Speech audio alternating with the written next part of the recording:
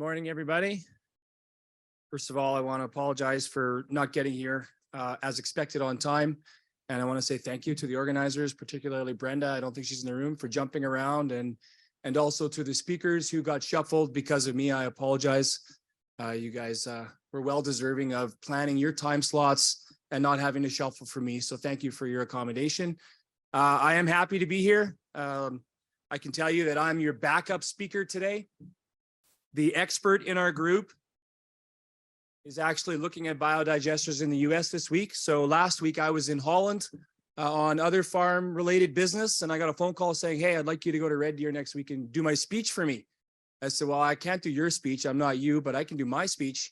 But I don't think you guys have been shortchanged. I think we're going to have a really good look at what's going on in this sector. And I can tell you just from firsthand experience that the reason I'm passionate about this topic is because there's an awful lot of good which can be done in society, on farms, when we pursue common sense approaches to these kinds of topics. And that's what I'd like to talk to you about today.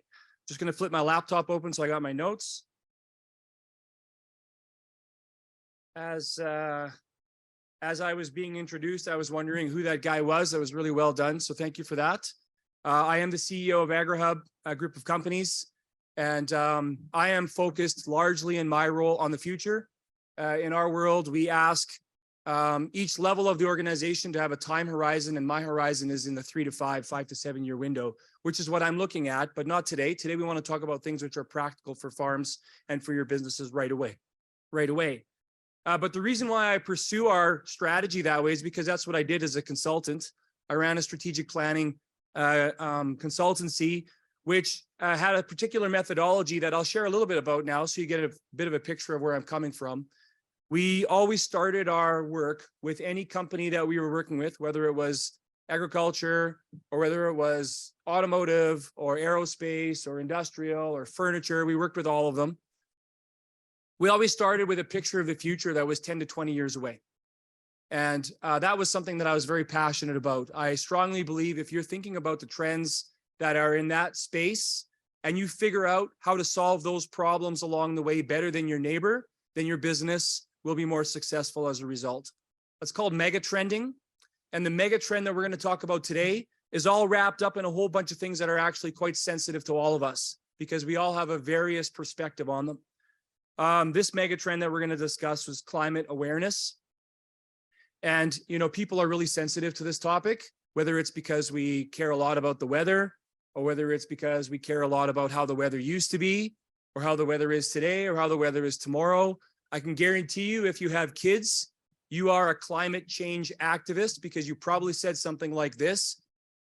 Well, back when I was your age, I had to walk uphill both ways to school in the snow.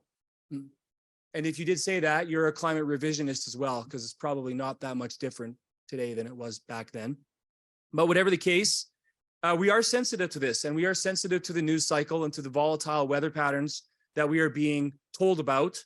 And the corresponding political response to this mega trend is to focus on, you know, policies which become buzzwords. And we're going to talk about some of them today. We're going to talk about what the next generation typically has to pay for, because that's how politics treats these big, monstrous, not clear problems. I'm not going to be political for very long here. Anything that has 2050 in it is likely an example of one of these future costings. This is going to work. So what is regenerative agriculture? Well, it's a mouthful, but it's a theoretical practice. It's a theoretical practice where all of your inputs and all of your outputs form a circle, and a resource consumption circle that is intended to be an infinite loop. Of course, this is not possible. Perpetual motion is a circus game. It's always got some kind of catch to it, because energy is leaving and adding to our material world every day. However, if we introduce Mother Nature to the cycle, and we're going to call that free, free sources, although we know they're not free, and anybody who's waited for rain or waited for sun understands this. You know, we can get very close to a cycle which can be truly called net zero. What is net zero? It generally refers to a neutral and fully balanced cycle. And specifically, when we hear about it today in the news, we're talking about a neutral carbon dioxide cycle where anything released is in an equal and opposite measure stored or sequestered. Other examples, energy, net zero is a common discussion, and we'll talk a little bit about it today. And why is it necessary for discussion? Well, first of all, this is, despite the fact that it's been a heavily politicized discussion, a topic which makes a lot of sense to every farmer, indeed any pragmatic, common sense thinker in the room. Because what we're really talking about is responsible resource management. It's the concepts which fuel the discussion around lean or Muda, if you're familiar with lean thinking and Six Sigma. It's the basic principle of waste not, want not, which means if you have something, you want to use it fully and optimally so that it became the most valuable use of that resource for you. This, of course, has taken a few different corners in the world we live in today. And in general, when the politicians get their hands on topics like this, it turns into something else. And what I am not here to do today is try to greenwash or virtue signal anything. I really want to talk about some pragmatic ideas on how this can be beneficial to us. But I do fear those two threatening ideologies. I don't think they're healthy for us. I think we must find ways where these topics are rooted in doing more with less. And this is a good business practice at any time and place. And I'll give you some great examples of that in the next half an hour or so. I don't even know how much time I have, but do I have any of my team in the room? Got one? Oh, I got one. Okay, shoot. He's gonna be the truth teller here. I got about 185 slides, and I figure we'll be done by about 3 p.m. Keith, is that usually how it goes? Right things for the wrong reasons are still good, like using less fuel. You know, no matter how you get told or browbeated into thinking that way, it's still a good thing. Wrong things for the right reasons are usually not good, like carbon taxes or false platforms for extracting payments from one side to the other when the science isn't totally clear. I'll just leave it at that. Oh, so we got the first polling question here.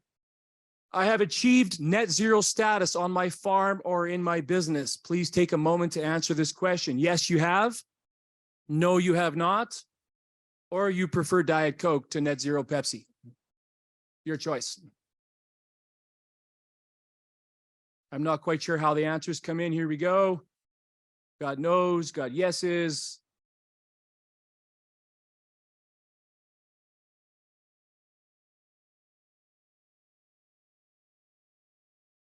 I think I'm supposed to give this 15, 20 seconds. Somebody tell me. Lots of no's, some yeses. In general, if you're a yes in this category, you're a pioneer. You're way ahead, and I am impressed. There are some of you out there. We know many of you, but if you don't know me and we haven't met on this topic yet, I would really like to hear about your story. Should I just keep going, or do we watch the poll right to the end? Keep going? Okay. I prefer Diet Coke to net zero Pepsi, just won the battle. This is Agrihub. I won't spend too much time here, but a little bit about what we are, who we are. We are a group of farm service suppliers across Canada, regional services with names and brands which you may know, like United Ag in British Columbia, New Standard in Alberta and Manitoba, Penner Farm in Alberta and Manitoba, Western Ag in Saskatchewan, Dundas in Eastern Ontario, and some national services, Cortex Agritechnology, which is heavily invested in this topic, Penfor Construction, Barn Builder, and Palm Light, which services municipal lagoons and power needs. That's our group. I hope you've met us. If you haven't, I'd be happy to introduce you to somebody in our team. Our regenerative agriculture goals as a company that focuses on farm services are threefold. We want to build on-farm long-term efficiency and sustainability practices. We think those are healthy, good business, and we have lots of ideas, some of which are commercial today, some of which are not yet. We want to contribute to goals such as net zero or carbon reduction. We live inside of a world where we want to talk about those things. We have to talk about those things. And if we do it well, we can turn them to our favor, especially some of the ways which governments are willing to finance some of these projects today with grants or otherwise subsidies.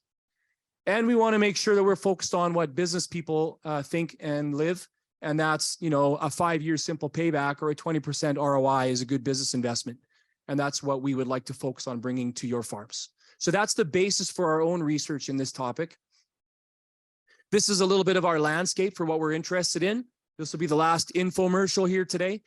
But you can see net zero buildings, which are energy passive and energy neutral, vertical fodder, which I'll talk about later on, water treatment controls and monitoring, animal housing strategies, anaerobic digesters, CHP units or biogas to electricity units, concentrated solar heating, plant-ready fertilizers, which come out of these systems, including biodiesel or amendments or fertilizer itself.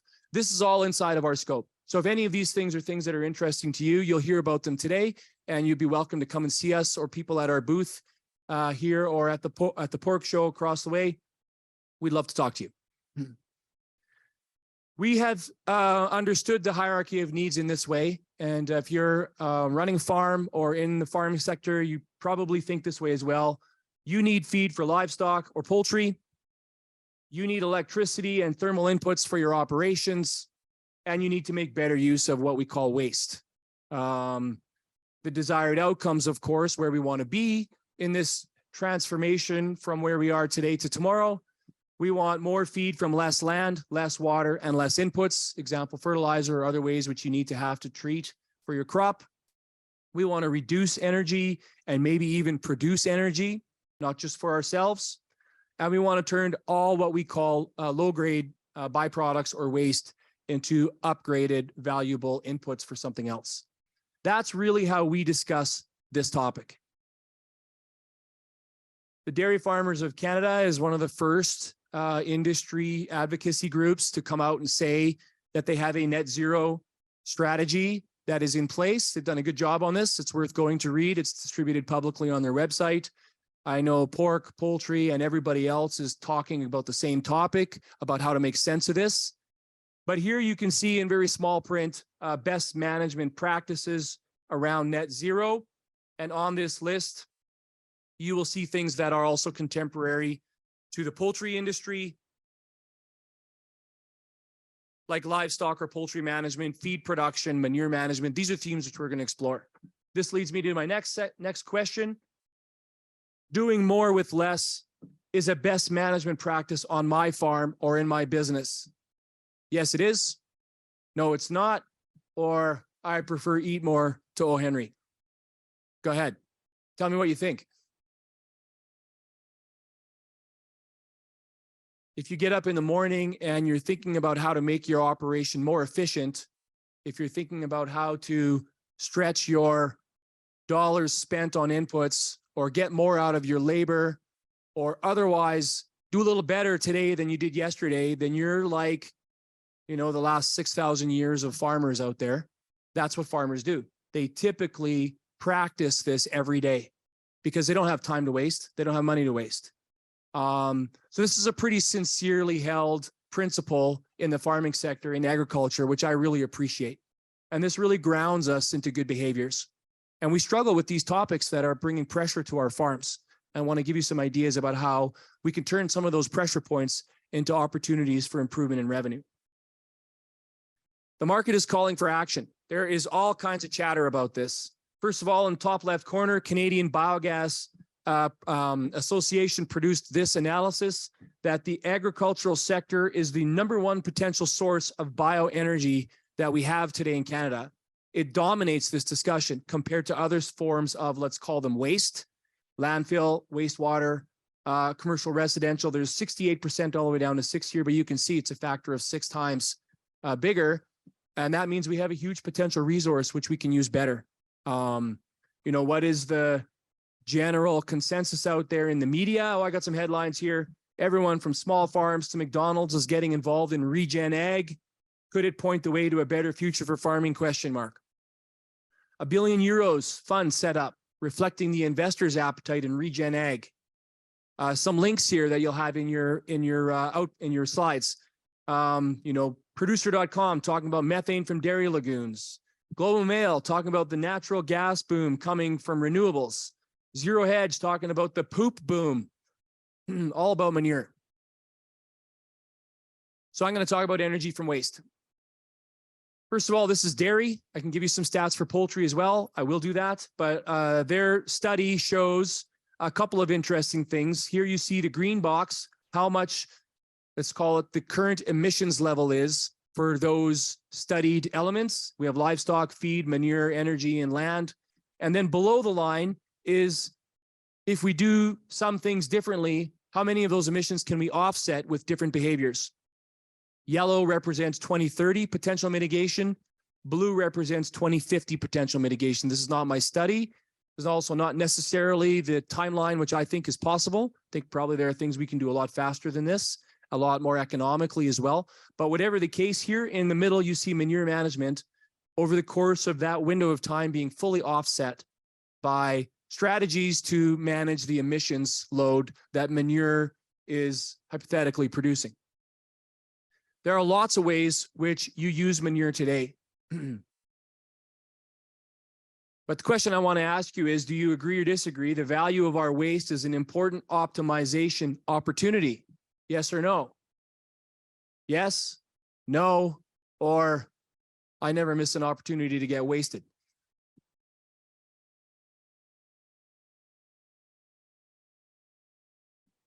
There's a group of people that need some help in the room here.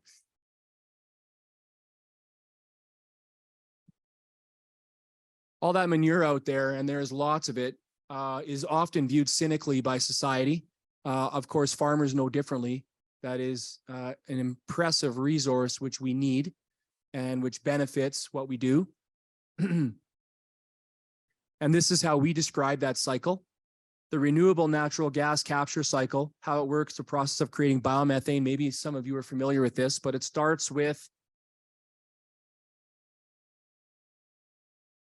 your waste on the left, whether you're using livestock waste, that could be a number of sources, but we'll commonly talk about manure.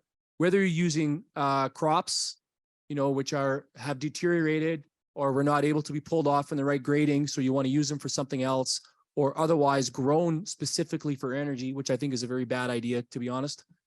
Or wastewater, or food waste, which is a very high grade and valuable commodity in this regard. For many of you who are living in communal environments, you have a lot of waste that probably comes out of your kitchens, which is really useful and something which we need to talk about. Anaerobic digester sits in the middle, and it does the work. A billion bugs can do a lot of damage, can create a lot of gas, and that's what it does.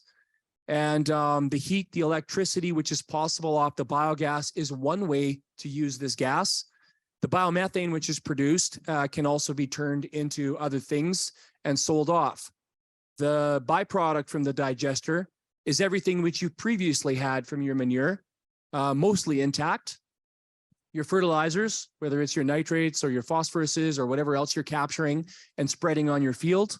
Your soil amendments, which is basically rehabilitating the soil, which is a good idea. And your livestock bedding. In the case of dairy, you can pull back your straw, clean it, use it again. And then something not noted on here, which should not be forgotten about, is there's real opportunity to reclaim your water out of this process and turn it back into the kind of water which can be upgraded, upcycled, and used again. This is a cycle that is, I think, intuitively really interesting to everybody. If we could do this economically, it's a no-brainer in my opinion, because you're getting a lot more value out of a resource than you would today without losing any of the value of that resource. Now that sounds like a net zero strategy. Our experimental model on this has run into a couple of problems. I'm not a scientist. I appreciate the peer-reviewed discussions, which I was hearing as I was arriving. We rely on the scientific community to demonstrate some of these things.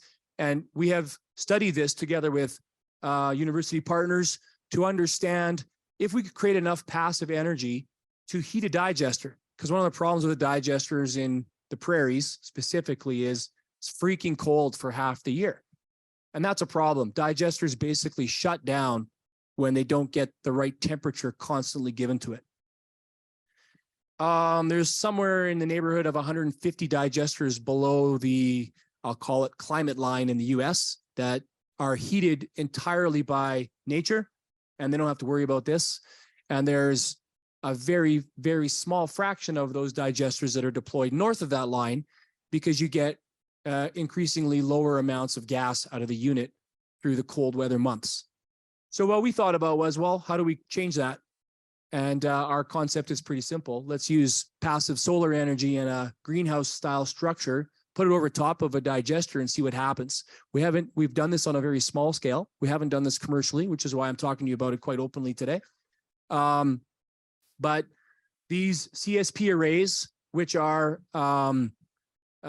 basically big mirrors that focus the energy on a receiver tube from the sun, we have demonstrated that it's possible to heat the water annually to the temperature which we could circulate below a digester, thinking about your lagoons, which you've already invested in, because that's the cheapest way to get a digester running, and heat them so that you can take gas off of that waste collection deposit 12 months of the year. And indeed, what we found out is that this works. This works really well. We can hold the right temperature. Here you can see in the bottom left, my nod to a study that was done that has proven that the hot water supply coming off of that solar array can generate about 2,000 hours a year of heat, which you can use at your disposal. And you would apply that in the window of time when you need it most. So that brings us to my next question. As you can, methane, which is what we're talking about, that comes out of a digester, which is different from those minty cigarettes you guys are smoking. Methane should be captured and processed in order to, here you need to make a choice. It's not yes or no. You got to think about it for a second. And I'm really interested in your answers. What would you do if you could do this reasonably, economically? Would you make your farm or business or self-sufficient for energy? Would you use it on your own farm? Or would you generate new cash flow by selling this as a biofuel or as a gas into the pipeline? Assuming that we still have pipelines in the next 20 years, which I believe we will, there is an open market for gas and you can connect to the pipeline under the right conditions and sell it. Or would you rather suggest that we focus on capturing criminals and just leave the poor methane alone already? Self-sufficiency versus sell for profit. Looks like there's centering in on this group thinks that making your own farms or businesses self-sufficient is a better strategy or is a preferred strategy to generating new cash flow from the sale to outside parties. And it's an important trend. It's not surprising to me. The gas prices out there are really volatile. Some contracts are really high if you tap into the right marketplace. But for the most part, what I have heard from farmers is that what they're really interested in is leveling off their costs and having certainty on their costs for tomorrow. And I believe this is a viable strategy for you. Here are a little bit of stats, facts, and figures that I can share with you on how much gas your farm produces today. I expect that most of you are farmers in here. You'll be somewhat familiar with how much manure you have to deal with every day, every week, every month. But just generally speaking, chicken manure is a very rich resource in terms of potency for biogas. You can see of the main species in agriculture, dairy manure is the lowest yield. Hog manure is right after that. It does depend on if it's a sow barn or a finisher barn to some degree, a little bit different manure. Then you got clover silage, then you have chicken manure, and then you have alfalfa, food waste, and then a whole bunch of other wastes growing up to corn and wheat and other crops which are grown today for energy value, as you can see why. Not on this list, but interesting and something being studied, and something I'm very curious about is the value of algae as an energy source. And right now it is demonstrating huge potential, which is really interesting. Because if you could imagine algae growing on the top of your lagoons, cleaning the water for you, and then you strip it off, turn it into fuel, that's an exciting topic. It's not being done today commercially. Feedstock value. So you got to turn this chicken manure into gas.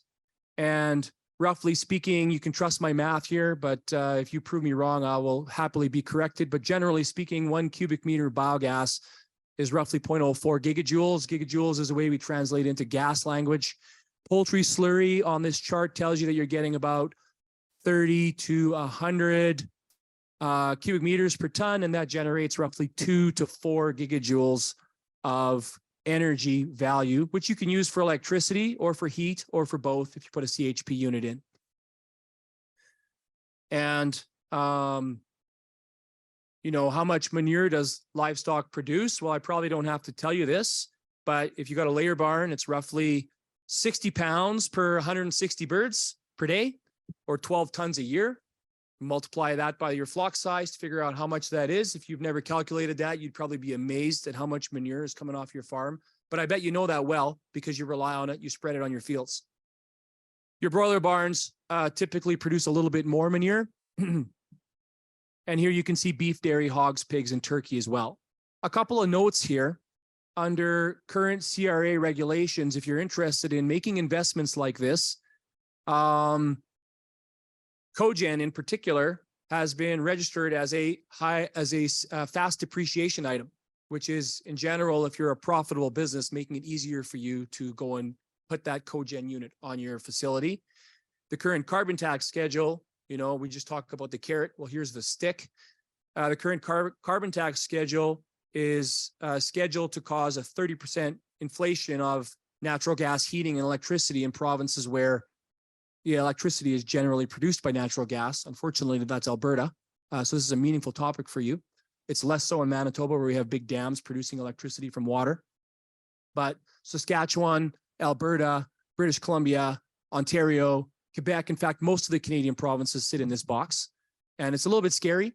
And if you're following the news over the last week, you saw the Clean Fuels Act discussion, which is talking about placing a specific carbon tax on our residential and commercial gasoline and diesel, which is estimated to be roughly 17 cents every 3 years, rising to about 60 cents above where we are today over the next 6 years. Now, I'm not going to tell you how to respond to that other than if we can figure out how to use our fuel better or create our own fuel, that's a darn good idea. The math behind your poultry facility tells me, in my knowledge, that today you get roughly 1 unit value off the manure. And that's yours. That's fertilizer or other ways which you use your manure. But if you would go through a process to create energy from that manure, you would keep that 1 unit of value and you would generate 2 more unit values of whatever you chose to do with it. Let's call it energy. And that's a way to turn 1 into a 3. Of course, you got to invest in that. And that investment matters. Lagoon-based solutions are our preferred strategy to do this because you've already invested in them. Tank-based solutions, usually for smaller installations, also possible. We are quite far behind in Canada in this topic in terms of applying this method to the farm. This is not a new idea. Thousands of farms in Europe already do this. I would say dozens of very large facilities in the US already do this. And in Canada, we are at the very infancy of this trend, but there is a lot of momentum around figuring this out. One of the issues we're dealing with in this is that a poultry farm, I don't know, give or take 25,000 birds. Anybody in here with 10 times that size? Anybody here got 200,000 birds under one barn roof? It's becoming common in other parts of the world. Today, a conventional digester needs roughly 40,000 gigajoules or GJs of output for it to be an economically viable business. And our goal is to divide that by a factor of 10 because 40,000 gigajoules would be about 300,000 birds. But if we can get that to be economically viable at 30,000 birds, we're going to be talking to a lot of you, I'm certain. On the other hand, the payback, if you did have that many birds, is surprisingly quite fast on the installation. And I will just give you some really high numbers, really high level numbers. It's somewhere between $8 and $12 million to install a gas capture system on that kind of a size and scale. And the payback on that is over a 25-year contract, pretty much free and clear over 5 to 7 years at conventional prices at today's prices. That means you got 18 years of free fuel off of that investment. That's pretty interesting, but it doesn't actually make sense for most Canadian farms because our farms are smaller. So we've been working on how to scale that down. And just for reference, there's mini digesters out there. They're roughly, I don't know, from me to the end of these buckets big. They hold somewhere around 50 pounds of fresh manure a day, which you could easily provide. and they provide a surprising amount of potential energy, whether you convert that into biodiesel or whether you convert that through some other process into electricity. So there's a micro solution that's also possible and viable today, and interesting if you're looking for a proof of concept. And we have one of those units running not far from here if you'd like to see it. Feed footprint. Hope I'm not moving too fast here, but I realize that I am between you and lunch. Doing more with less continues to be the theme. Here I want to give you a couple of facts about the world we live in. Anybody grow tomatoes? A couple of people. Tomato production is very water intensive in the world. Here you can see the gallons per pound of tomatoes as was researched in 2010. In China, roughly 34 gallons per pound of tomatoes. In the global average, somewhere around 25. In the US, somewhere around 15, And in the Netherlands, 1.1. That's a really material difference. How do they do that? Power of hydroponics, and the power of a greenhouse. In general, the Netherlands is a really impressive ag success story. This tiny Western European country is the second largest food exporter on earth after only the US. And they use 237 times less land. That's worth noting. Now, realizing that there's all kinds of political debate over the Dutch farming community today, and those brothers and sisters in our industry deserve our support in that regard. They make an honest living and do a fantastic job with the resources that they've been given. But politics aside, these Dutch greenhouses aren't using any more nitrogen than they did back in the 1960s. And that's progressive.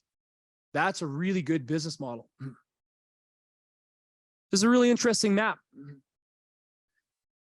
Kind of hard for you to read from the back, but the big yellow square in the middle represents the amount of land that the US uses for livestock and poultry production. It's registered here as grazing, but it includes the footprints of the barns as well. Right beside it in the smaller square is the livestock feed allocation of land in the US. Roughly a quarter of the amount of land used for either grazing, pasture raising, or intensive livestock farming in barns. Above that, at half the size of livestock feed, is the amount of land we use in the US for food that we eat, which is a common theme and a problem that the world needs to solve. Livestock feed today in the US represents 5 times more land than all national and state parks put together. It represents twice as much land as the food we eat. I mean, very, very basically, we could double the population if we could feed them all with twice as much of that little postage stamp of land. But where are we going to get it? What I'd like to talk to you about is how we could find more land right around us. And I think you might all be interested in that.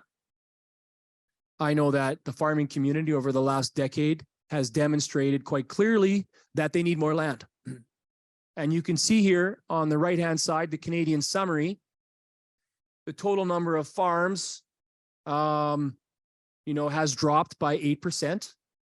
And those farms have been aggregated into larger farms. They have essentially been bought or sold by people who were already farming who wanted more land for their farms. And you can see the tendency here towards 10,000 to 20,000 acre farms. There are still an awful lot of 3,500 to 10,000 acre farms out there, but the biggest growth is happening in large footprint farms. Probably if you're a farmer today, you acquired land in the last few years. The question is, why did you do that? I need more land to make my farming operations more profitable and efficient. Yes? No? Land schmand. I need more time for fun and family. What do you say? Bunch of hardworking people in here that would like a little bit of free time once in a while. On-farm automation's where it's at, people. We can help you. It's an interesting discussion because certainly it's the trend. Farms are getting larger, and that's not just land bases. That's the size and footprint of your poultry barn. That's the size and footprint of your dairy barn. That's the size and footprint of your, this is an economies of scale discussion. And especially as we've found mechanization opportunities, automation opportunities on farms, it's become possible to do a lot more farming with a lot less people, but it requires an investment in electronics or sensitization. This is a picture of the next land that you may buy. This is how you make 400 acres fit in a 100 by 180 foot building. This is vertical farming. Each vertical farm tower replaces about 40 acres of land. It provides daily feed without dependence on weather, and it dramatically reduces the need for natural resources to be in the equation. Your dependencies change.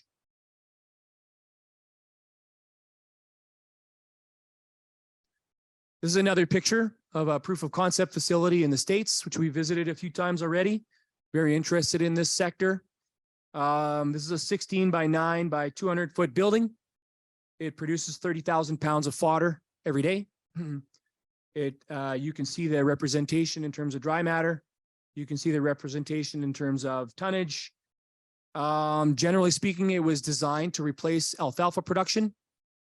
The average acre of alfalfa that it was replacing was about 7 tons per year. The name of this farm is called Sundance. It has replaced 134 acres of alfalfa, which they have upcycled into cash cropping or other crops, which are better suited for today's environment. That's a double win. It only uses 5% of the water, which alfalfa needed. Some stats on poultry. I'm not sure what feed source you use, but barley sprouts are commonly grown in a system like this. Barley sprouts represent roughly 95% the energy of corn, so a very close proxy. You're probably feeding your birds corn today or some other mix, which includes corn. Barley is fiber rich. It improves the health and energy of your birds, produces higher quality eggs, doesn't produce brown eggs. Brown eggs comes from a different chicken trait. Does anybody know the answer? Feather color? Anybody else? Don't trust me on this one. Go research it. Keith, you want to give us the answer? The color of the earlobe of your chicken. All right then. Higher quality eggs, better textured meat, but doesn't change the color of the egg. Might change the color of the yolk though to a much deeper yellow. And in general, healthier birds, which are a little bit more resistant naturally to disease. There are studies around that, which I'm not going to quote you today, but I would be happy to refer you to them. My feed strategy leaves me dependent on weather and market pricing. Tell me what you're experiencing today. Yes, no, my feed strategy is to get a 16-ounce ribeye whenever I can.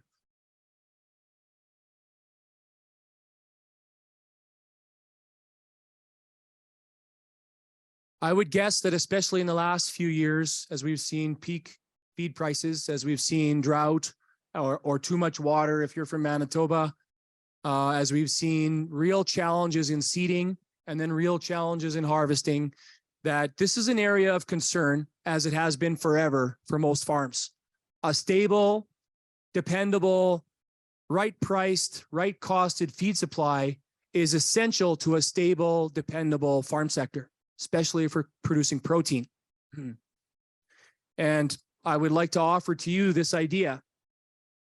Here is a vertical farm regen concept, which puts together some of these topics. The vertical farms, which I would forecast to be present in Canada in widespread use over the next decade, will be buildings that house light towers with conveyors. You will be producing seed with your land instead of feed crops, which you can do much more efficiently, which you can store longer and which you can use in this. And you will be feeding fresh in the middle of winter to your birds or your pigs or your cows as you so desire. Here you can see our picture, and I've not talked about some of these things, but crop production on the left for a number of reasons, because you're still going to need dry. You're still going to need seeds. Your land is still useful, but a lot of the land which you otherwise use for feed today is going to be used for whatever else you choose to do with it. Now, if you're from British Columbia, you might choose to build condominiums. That's a lot higher use of the land value today than it is for farming. If you're in Alberta, you might choose to seed back to prairie grass because you're going to get carbon credits for that. If it's Manitoba, you're probably linked to a pig farm and you're going to be happy to disconnect from the feed truck that shows up every week and do it yourself. That might get you investing in a feed mill as well. Don't get me wrong, if there are feed people in the room, we still need you. We need lots more feed. We're going to have lots more farms. The hydroponically grown sprouts in that vertical farm are then fed to your flock or your herd. The waste and water that comes off of that system is part of your digestive process, which powers your farm. The animal processing can then be further processed through black soldier fly larvae, which is protein, more feed for your animals or your birds, or which is degenerative composition for your fields, essentially compost. And that cycle is really what we see when we talk about regen ag. Now, there's a lot of new in there. There's a lot of things which aren't done today here in Canada. But I can tell you there's a lot of these things which are pretty mainstream already in the rest of the world. Looking forward to seeing them on our farms. I think they're good for us. These are some of the things you can anticipate from a vertical fodder, fresh system for your production. Nutritious feed, consistent feed output, water efficiency, weatherproofing, automation, replaces farmland, allows you to use it for other reasons, eliminates the need for tractors, also for the fuels and the maintenance that go into the tractors, has a much better profile for mold management, eliminates the need for pesticides, radically removes the need for fertilizers, eliminates the need for soil and soil amendments, and changes the labor profile for what you need to create your feed. Imagine this building beside your barn with a set of conveyors, essentially harvesting the sprouts every day, chopping, dicing, and making it into the right consistency for how you're going to feed your birds, and then another conveyor system that runs it through a feed spread back into the farm. That's what the future is going to look like. So, come to my last slide. Here's a picture of a concept farm. It's a real building, which could be built today. It's a real solar capture for sun, which could be built today. Has room for your flock or your birds or your animals. Has room for your vertical farm system in the back. It looks a lot different than what your farm looks like right now. If you're open-minded and willing to check into some of these things, it's possible. And I think it's exciting. Last question. I learned something today that could help my farm or business improve. Yes or no, or I wish this guy would just finish already so I can go get some lunch.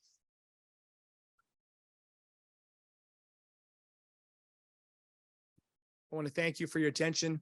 I've put my own questions in here along the way.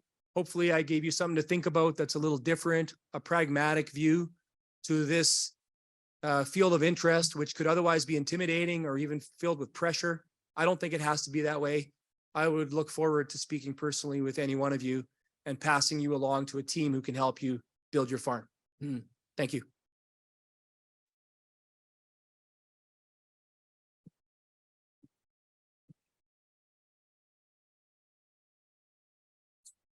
Well, don't go too far, Jeremy. Thanks for mind expanding. That'll give us lots of discussion over lunch. I did have one question come in on Slido that was for you, and it was just about sort of the economy of scale. You talked about biogas, but aren't the amount of water and scale challenges to widespread adoption? Is that one of the first challenges, you know, and why it's so important you're looking to downscale size efficiency? Couple of thoughts on that one. So first of all, the digesters that are active in Canada today are typically talking about like millions of tons of manure. And so they're being done at processing facilities or industrial waste sites. Bringing that down to, let's call it size large farms, is already being done. So 5,500 head dairy, no problem. That's a business model. Sow barns, sow complexes with nurseries where you get into, you know, 7, 8, 9, 10, 11,000 animals in one campus, no problem. Getting down one level lower today likely means that you're going to be either trucking manure, which is expensive and a bad idea and counterproductive, or putting gas compression units onto your farms and then putting that compressed gas into a truck and driving it to an upload site for gas to be used at a central location. Those are ways which we can bring size small to life today. They are economically viable in the US. I believe the credit systems which are being developed in Canada to help sponsor these investments are rapidly bringing us to the same point in Canada, but it's new territory. Hope that answers the question. Well, good. We got a couple more too. Is there a difference between net zero and carbon neutral? Well, I'll just say that, those are words which mean different things to different people. I think you're better off considering the principle that they both mean, how can we create a balanced energy or balanced carbon management system on the farm? I think they're really trying to say the same thing. Okay. And then do your estimated methane yields for poultry manure versus hog and dairy take into account the moisture content? If not, is that misleading? I don't think it's misleading. I think those are slurry numbers. But I think what's also true and very contemporary is that most poultry farms have a much drier product to work with. And so pelletization for various reasons is today the preferred option to treat chicken manure. And that's something which we could also talk about as a form of collection of either energy or fertilizer. Okay. You've talked about the fact that there's no real change in fertilizer value, but P is more concentrated in biodigester residue. That one changed on me. So P is more concentrated in biodigester residue. So is that important? So spreading manure through injection or through liquid spreading or however you do it conventionally is a common practice. Coming out of a digester, you're going to have a different kind of a nutrition substance to work with. So it's typically drier or powdered. And that's both a benefit and a problem because you'll have to distribute that product to the field differently. But especially if you're one of those farmers who's dealing with trying to get nitrates off your farm, nitrogen off your farm, now you have a great opportunity because you can separate it and you can bring it to a farm who really needs it. And let me tell you, nitrogen is not a dirty word. There are lots of places in Canada that need more nitrogen, but we can't get it there. And this would be a way to do it. Same thing with phosphorus. And, aside from being good for the earth, are there any other financial benefits, perhaps maybe tax breaks on implementing net zero? Yeah, I alluded to a few of those programs in my notes there around depreciation and around negative or carbon tax. But I think there are a number of subsidies which are either launched, or being considered that are going to promote this investment cycle. I think Canadians are a bit slow to the party on this, to be honest. The US is quite far ahead, and that's why they have 200 digesters to our nothing. I think the size of the farms down there is also more attractive in terms of the yields, the volumes. But, this is one of those areas where our current federal government has made big promises, and the ways which they're going to keep them will require stimulus. And that stimulus is going to find its way into pragmatic investments on farms, and we'll use it no matter how we vote. You bet. And one of the others is, what's the impact of implementing such technologies on the price the consumer might have to pay? Well, if gas production is paying for itself with an ROI, then, in theory, we've created more supply and we will put more volume available to the consumer. In reality, gas from conventional sources is going to become more expensive. And the state of California has already made a huge bet on biogas as being the long-term cheapest gas source, given the political will out there.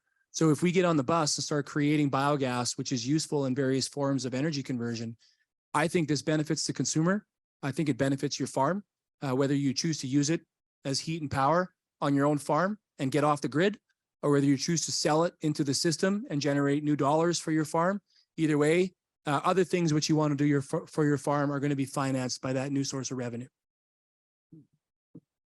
Well, I think that sums it up well. Thank you for your questions, and thank you, Jeremy. Let's hear it one more time for Jeremy Hildebrand from Agrihub.